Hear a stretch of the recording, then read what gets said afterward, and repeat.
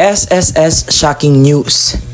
Ito ay importanteng balita na dapat mapakinggan ng mga SSS pensioners, SSS members dahil meron po tayong dapat pag-usapan dahil may na-find out po ang Commission on Audit or COA na dapat po nating malaman, dapat transparent po sa atin mga pensyonado or mga miyembro ni SSS.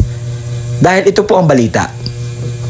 SSS ay sinita ng COA or Commission on Audit sa pagbili ng sangkaterbang tissue paper noong 2024 na nagkahalaga po ng 13 million pesos.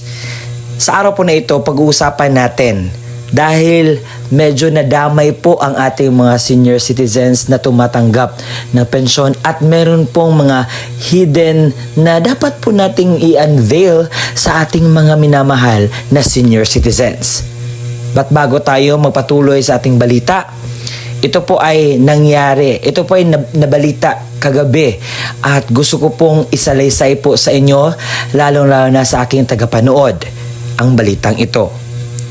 Sinita ng Commission on Audit or COA ang Social Security System or SSS dahil sa pagbili nito ng 143 to 424 rolyo ng tissue paper na nagkahalaga ng 13.195 million noong 2024.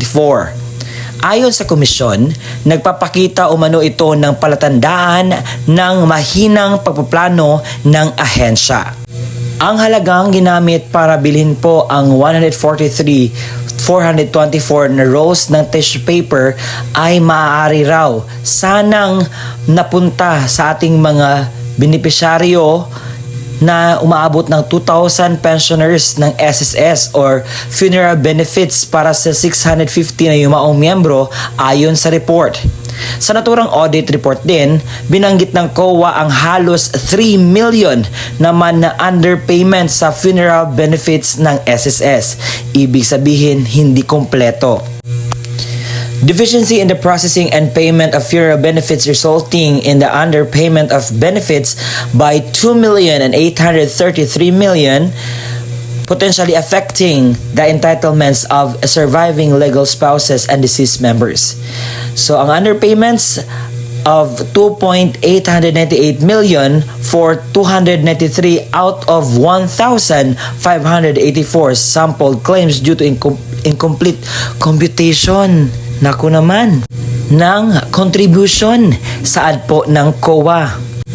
Idinagdag pa ng COA na may ilang pensioners na pumanaw na pero patuloy pa rin sa pagkatanggap ng benefits mula sa SSS na nagkaresulta po ng overpayment na 24.800 million. The overpayment of pensions benefits to deceased pensioners amounting 24.811 million highlights significant weakness in the SSS financial safeguards na leading po sa loss and wastage of government funds while putting the viability of the pension fund at risk.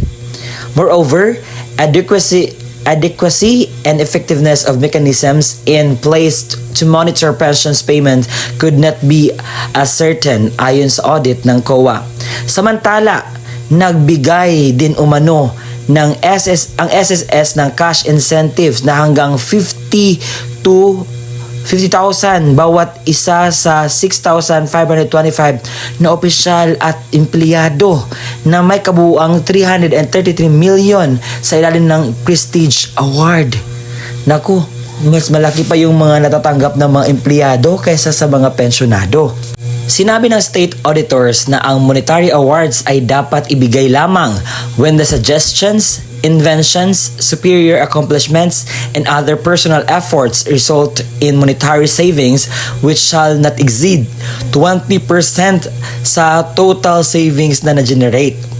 Dahil dito, inatasan ng COA ang SSS na magsumite ng evaluation report kung paano tinukoy ang cash incentives at kung hindi, dapat ibalik ng SSS ang lahat ng unsubstantiated cash incentives. Nakipag-ugnayan po ang GMA para sa kanilang komento ayon po sa natuklasan ng COA. Sa ngayon po ay wala pang pahayag po ang SSS patungkol po dito.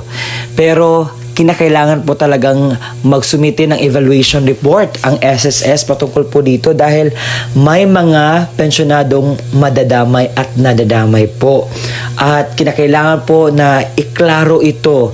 Ito po ang balita na medyo na-shock talaga ako at kinakailangan pong maibalita ito sa ating mga minamahal na mga SSS pensioners at members. Ayaw ko pong manahimik dito dahil kinakailangan po nating malaman at matutukan po.